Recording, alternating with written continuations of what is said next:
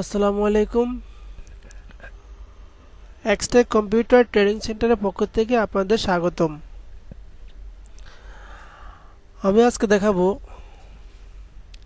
একটি ছবিকে কিভাবে পাসপোর্ট সাইজ বানাতে হয়। প্রথমে ছবিটিকে ওপেন করি।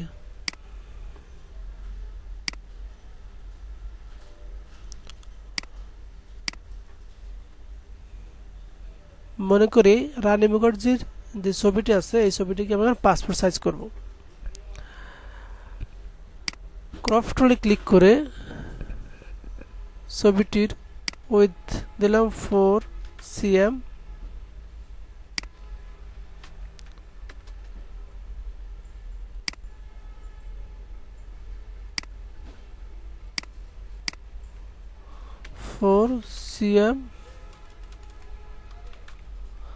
হাইট দিলাম 5 cm, রেজুলেশন আমার ইচ্ছে মতো 300 দিলাম।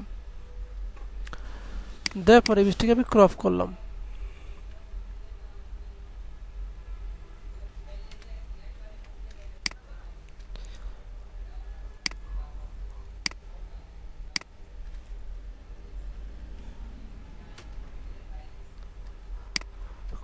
করার পরে আমি ইমেজটি চতুর্পাশে একটি বর্ডার দেব।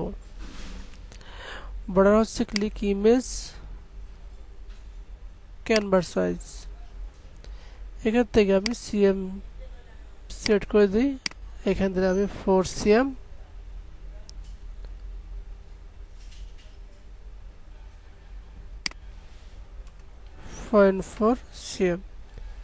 চতুর্পাশে বর্ডার কালারটা আমার কি হবে এখান থেকে আমি চয়েস করে দিই। কালার হবে সাদা, হোয়াইট।